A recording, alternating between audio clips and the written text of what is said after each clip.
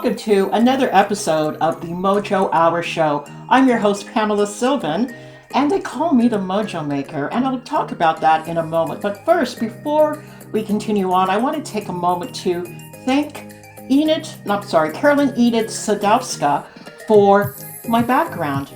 In the last couple of weeks, she's been bringing her incredible abstract works of art to grace my background, to liven things up a bit. And I find myself now dressing to the color code of what's back there. She brought in a new piece yesterday, and there's more greens and reds and stuff. So I threw on a red to help it. So thank you, Carolyn, for bringing some life, energy, and some mojo to the set. Now, today we are talking about something quite important. It's the relationships, the love relationships that are part of our life and our life's journey. And I don't know about any of you, but it's something that I've had to deal with, and I know many of you have had to deal with based on the conversations we've had in the past. Well, today we have an expert on hand, and her name is Andrea Boweya, and I am so incredibly pleased to have her here. I found her on an Instagram Live, and I was just listening to everything that this woman had to say, and I'm thinking, first, I have to get her here for the Mojo Hour show, and I just need her in my life. I need to hear what she has to say because all through our journey we have relationships, and even though we think we're doing a good job, it doesn't always turn out that way. And who tells us about the journey, and who shows us what to do or tells us what who we need to be in that we space with other people, especially a love relationship. And then there was her book, the heart of a good thing. And I'm just going to leave it for Andrea to tell you the rest of the story. So, Andrea, thank you so much for joining us here on the Mojo Hour show. And thank you so much for having me. So let me know that you can hear me. I can hear you now. I just had to take my microphone off, so I'm not going to use my mic. I just need to hear every beautiful word that you have to share with us. Go ahead. You are such a beauty, Pamela, and it's been such a pleasure meeting you with you. And I'm so, so grateful to be here with you today. So for Well, everyone, go ahead, Pamela, and I'll no, jump in. I just wanted to say that to just please talk about the book, introduce the book, and Yes. why it's so important in today's environment, especially for young women. That's such a good question. The back of the book really highlights a really good summary. It says, have you ever wondered why relationships and marriages seem to be more challenged today? Have you ever just longed for more love, more hope, more healing in your relationship with yourself, number one, with others, number two, and in your marriage? The heart of a good thing is your roadmap to new beginnings of healing and bold love. As you just said so well, Pamela, who tells us? And sometimes, because relationship is a need for all of us, we are drawn to relationship in spite of what has happened, all that has gone good or not so good. Because it's a need, we're constantly drawn to it. But if we don't have the awareness and the skills necessary, the very thing that we need becomes injurious in cycles after cycles. And so the heart of a good thing is meant to be your resource, to become more aware of one, the need, and number two, how can I meet this need in the most effective, most healthy way? First, starting with conscious awareness of really, how do I do this in a way that would get me more of what I desire, and might I say, what we all deserve? I can't stop smiling. There, you're just knocking up so many great gems there, and we don't even have the time to unpack. But I'm going to make a good run for it here today. You mentioned need.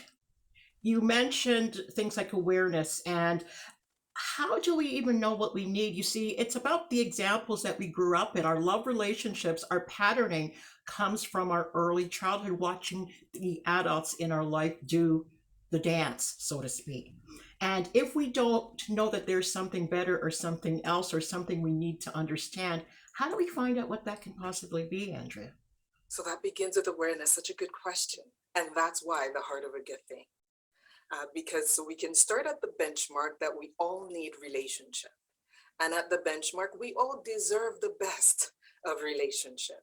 But you tapped it so well. We know what we know, and what we know has been what's been most repeated in all of our lives.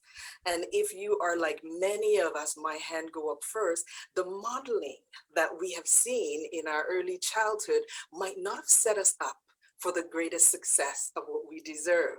And so as adults now, the call is to lean into that conscious awareness, number one, of the need. And number two, I say it this way in the heart of a good thing, how to interrupt the interruption. So the need is wonderful. We were created biologically, if you were to lean into a bit of science, our hormones, the way that we attract each other is so much of biology. Spiritually, we've been wired for relationship. And so we draw to it, but we have been interrupted in so many ways, whether it is by the cultural download of how relationship was modeled in our family of origin, how a relationship was modeled so well or not so well, the traumas that have now met us because of what we've gone through culturally, generationally, or personally. And so the wiring inside from a psychological and biological perspective becomes miswired. And so we're attracted yet to relationship, but with the wrong wiring. And so awareness of what has interrupted, what I call what God has intended, is super important. And then how do I interrupt the interruption? That's the heart of the gift.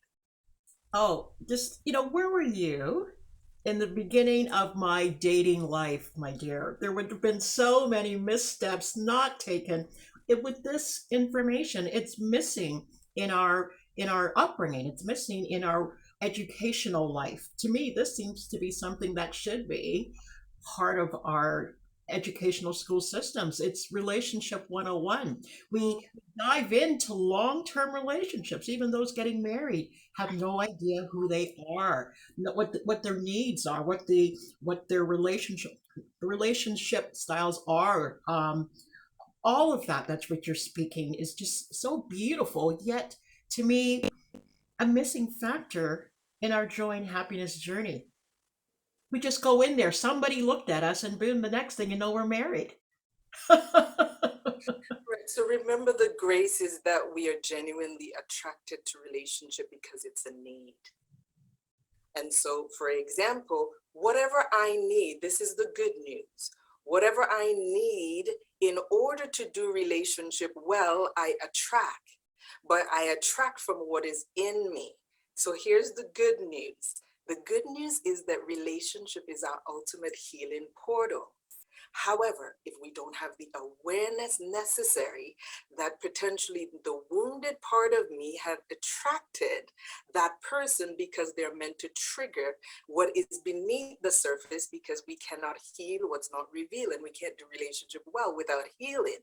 So I attract this person so that they trigger that wounded part of me. If I have the awareness, I would say, thank you for the trigger, I'm going to heal. If I don't have the awareness, I repeat the pattern of the past. So that's my passion, and downloaded all of this 1, 2, 3, 5 steps in the heart of a good thing. Number one, drawing your attention to the awareness. And then number two, here are 5 steps that you could incorporate in your conscious awareness, repeatedly ongoing, so that you can show up for the healing that relationship is meant to bring, and then experience what you're meant to experience that you so deserve, all of us deserve. So, Andrea, take us through a little bit of a process here. Say I'm just on the other side of a relationship or marriage or divorce. Now what? I'm in the wilderness. I might be looking to get back into something or swearing off relationships altogether. Where do we move from here at this point? Right. So in the heart of a good thing, I call that new beginnings. And so each time I meet someone in my practice, this is how I welcome them. I say, welcome to your new beginnings. I want everyone to start from this premise that what you desire and deserve in relationship, it is possible. One moment at a time, one intentional, conscious choice at a time, it is possible. New beginnings begin when you choose, you make a choice to be willing to do what is needed. So that's step number one. No next level of relationship is possible without willingness as your number one. So I am willing to lean inward. I'm willing to see that the injury that I've been carrying might have been the leading force in the breakup, the hurt, the pain. I am now willing enough to show up for myself to heal so that I don't attract ongoing more of what I don't want, because none of us want to go around the bend again. And so healing, I say it this way, is your shortest road. A good friend of mine, actually, Michelle Fraser, just brought it down to earth. Healing is your shortest road to access more of what you desire and deserve. So that's what is interrupted, what you truly deserve to attract. It might be the pain of betrayal. It might be the unresolved violation of the past. It might be a trauma that is subconsciously stored. So as you read through The Heart of a Good Thing, I describe what is called the destructive pattern in relationship. It starts first with an interruption. Whatever has interrupted the genuine heart of who you are. And that could be a trauma, unresolved cultural beliefs. And then the next step is that the first thing that happens for most of us is that it distorts our identity. So we come out of that experience after a divorce, for example, saying, I'm not good enough, I'm not worthy. It's a distortion of who you truly are. And that part of who you truly are, I call it our uninterrupted self. So there's a journey that I lead most people through that I work with to rediscover your uninterrupted self. And then if that's not healed, then it becomes stored subconsciously. Our brain holds on to whatever we've experienced, and particularly what is unresolved, because we repeat it so often in thought, in belief. So whatever we remember, our brain holds on more in real estate, literally, to what we repeat most often. And So, then, Andrea, I just want to stop you for a second because the audience might have a question here, because I know I do. How do you know that pattern? How do you know what to interrupt specifically? Or can this work only be done in the presence of someone like yourself? so this work can be done with yourself. So all of us do the best that we can. So that's the grace. And if you work with me, you would hear me say, no judgment, no judgment, just awareness. So this work can be done with yourself. The word that you just used is key. We can become aware of what is unhealed by our patterns and what we sometimes call our triggers. So let me use myself as an example. Before I had conscious awareness, I had a physical injury that literally ravaged my body. And a trauma is an overwhelming experience. It overwhelms your body in such a way that there's often a shutdown adaptation for the sake of survival. Part of what that illness did for me, or to me, let's say, is robbed me of my audible voice. So it's a mystery that I'm here talking with you, a miracle mystery. And so I couldn't, as a baby, I couldn't communicate. I couldn't cry. Most babies, when they would have a need, would cry. I didn't have that ability. My saving grace is that I had a grandmother that leaned in, that stayed present enough to hear what I couldn't communicate. The treasure out of that is that I am now a psychotherapist who have a knack to hear the silence in the hearts of those that I work with. Is that by accident? There's a treasure also in the pattern and the trigger. If I'm hurt, however, the first thing that happens is that I withdraw in silence. Here's how it works. Because I hold myself accountable to what I know works to get me back on track, because I have a goal to have good relationship with those that I love, I recognize awareness is step number one, that I am withdrawing in silence, and that's the trauma part of me coming up. And because I recognize awareness, I then hold myself accountable by my goal in relationship. So my husband, if I'm triggered with him, I withdraw automatically. I hold myself accountable to, this is my goal in relationship. And so even though everything in my mind, body said, I don't want to talk to him right now, awareness, accountability, I then do one aligned action. I would go to him and say, I was triggered just now. I withdraw that. I know that that was my traumatized part. Could we have a conversation? Got it? So awareness, accountability, action is the methodology that goes across all 5 steps. If I'm hold myself to the awareness because I'm aware of my patterns and whatever triggers us highlights our patterns, then I will hold myself accountable to the goal. I want what I deserve, more of what I deserve. Then I take one small action at a time. Repeat, Wow. repeat. Wow. That to me sounds like a courageous thing to do. So many people retreat, cover up, lie. They so many things not to get to that realness, I would call it, because either it hurts or it's frightening, right? So people avoid Yes. flee, fight.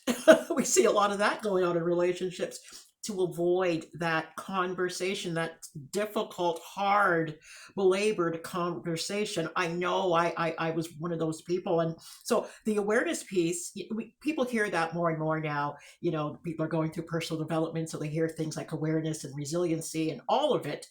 And to act it, to do it is another thing. We can talk about it all day long, but to walk the road of courage is what you're talking about here. To stand there in the mess and in that ugly feeling that we have sometimes, because what we're playing with here for many people is that abandoned feeling of love, and nobody wants to feel loveless. I remember Bell Hooks talked about this.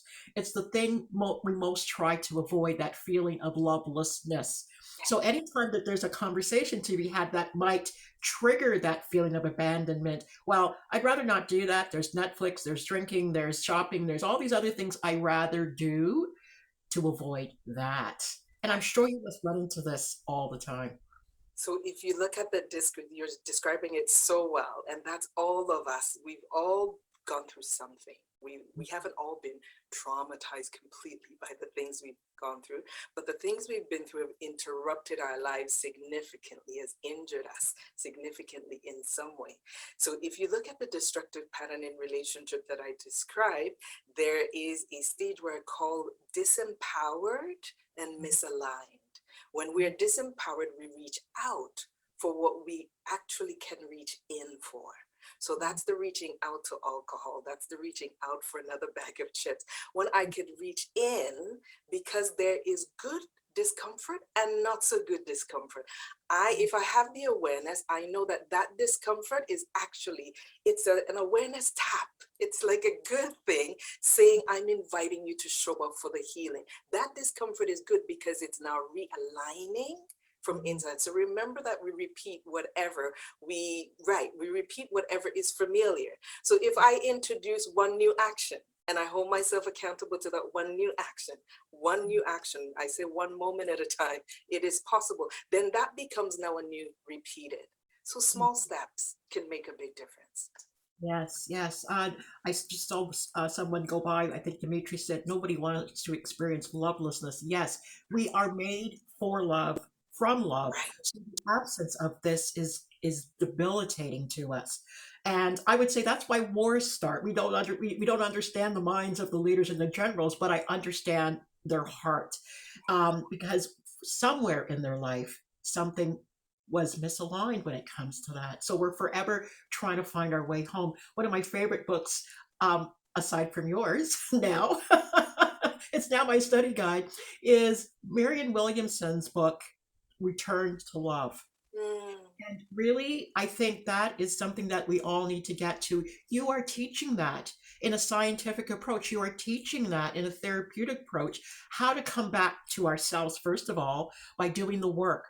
Nobody really wants to do the work.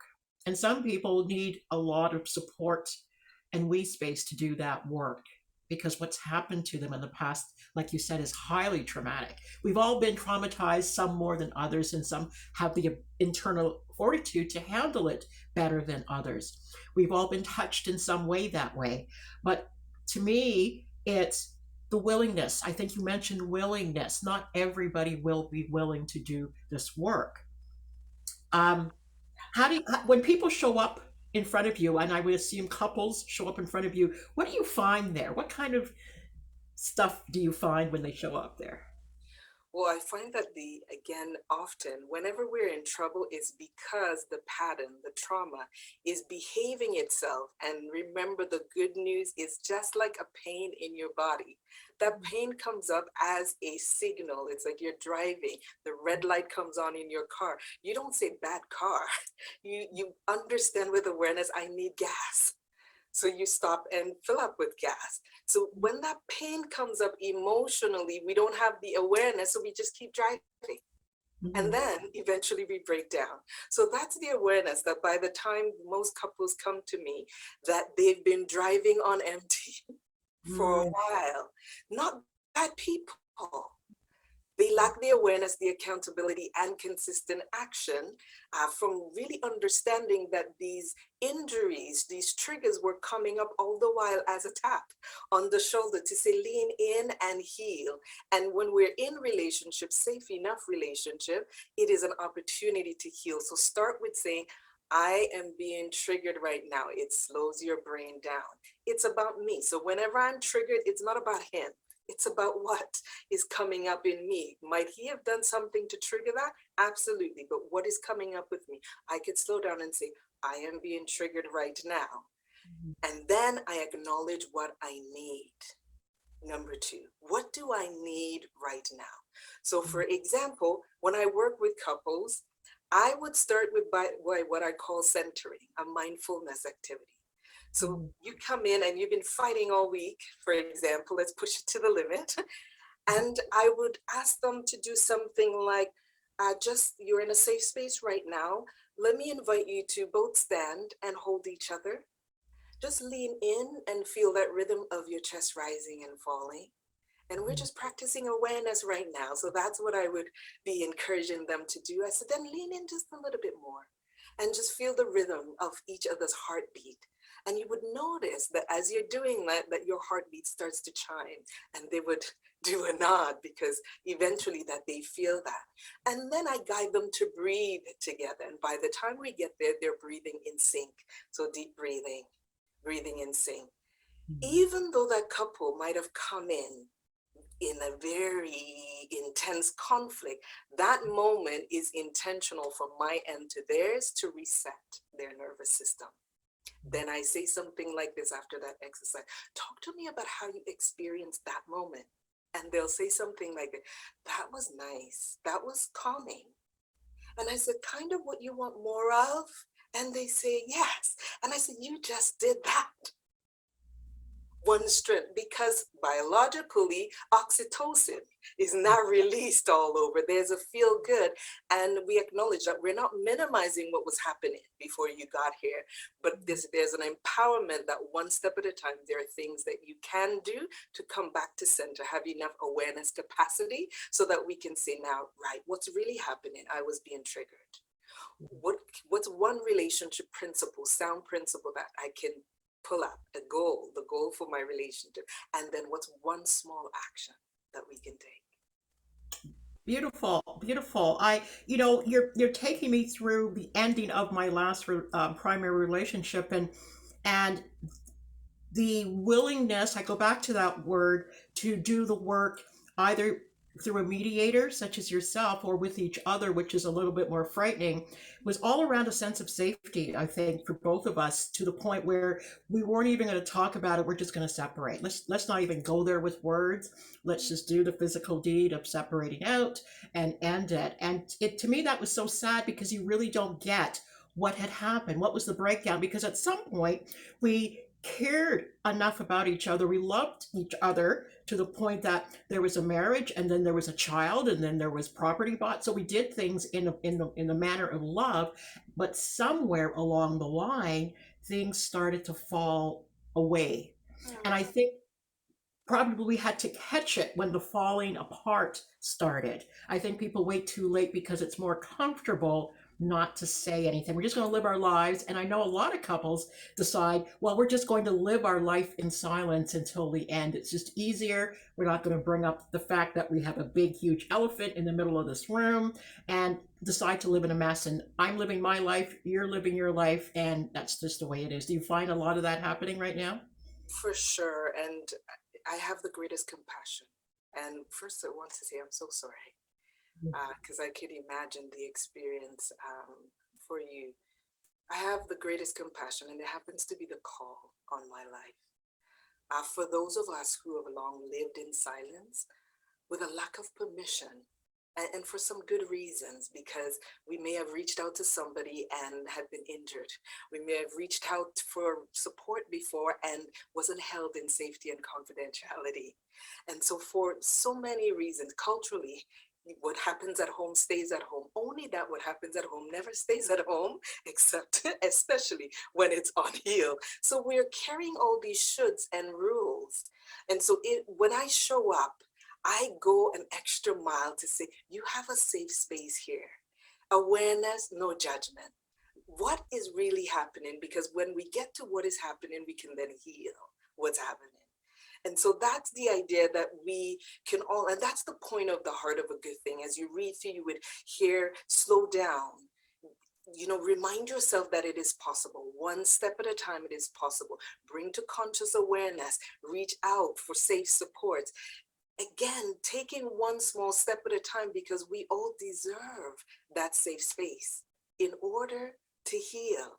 And many relationship, I say it this way, many relationship would have survived if inner healing was prioritized. But that's a dual responsibility, that I am showing up saying, I am here for you.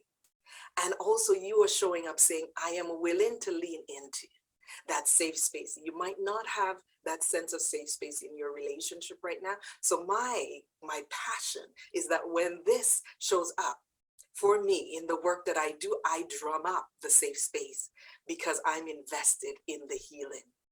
Make sense? Makes absolute sense. You're talking, I think even the relationship I have with myself is the first and primary relationship before I go and co-join with somebody, to make sure that I understand myself fully and I accept myself, and I show up for myself, because I think a lot of people get into relationship not knowing themselves enough to make it work. And then when they wake up one day, they recognize, oh my gosh, I'm in something I shouldn't be in. I mean, that was my realization. I rolled over and then there was a human being next to me. And this is my thought. It's like, who are you? And what are you doing in my bed? Because it was like, what went on for 14 years here?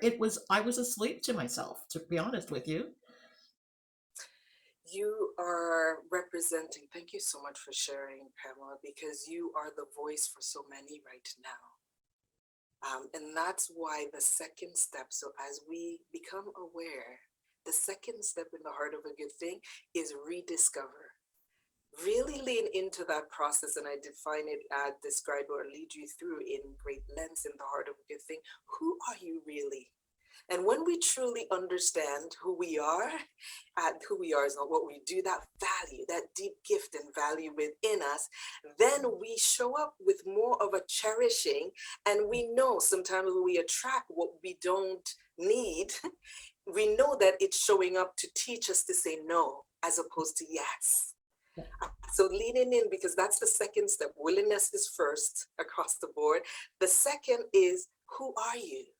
And really taking the time to rediscover from these two areas of strength, then we lean into the healing, because I would put my hand up first. Healing isn't easy. It takes courage to lean into that process. But I want to tell you, the comparison of not healing, that is really what's not easy.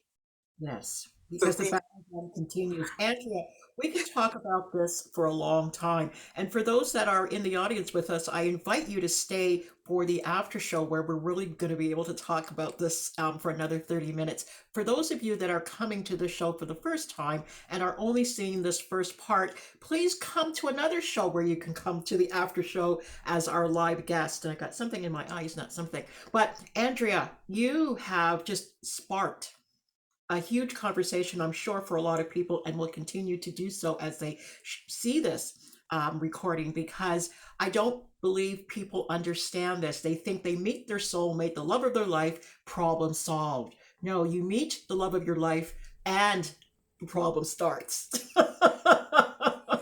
at least the things that need to heal becomes revealed in that process. Andrea Boweya, thank you so much. How can we find you in that beautiful book of yours? LegacyMoments.ca. This is really about what we all desire to not only live right now, but to pass on to the next generation. So you said it so well, Pamela, that most of us are here in the experiences because of what has been downloaded to us, and most of the generations before did the best with what they had. Now we have an opportunity to show up and interrupt whatever has interrupted who we were And the meant to be. responsibility as well. You got it. You got it. So that the next generation doesn't now repeat what has been in the past generation. LegacyMoments.ca. My dear, thank you so much. This has been a blessing for me anyway. So I'm going to invite everybody to stay. Let's continue chatting. And for those that are coming for the first time, welcome. Enjoy the show. Follow up with Andrea wherever you can find her and start asking questions and buy that book. It's not a quick read, it's a study. Bye bye everybody. And remember to keep spiraling up.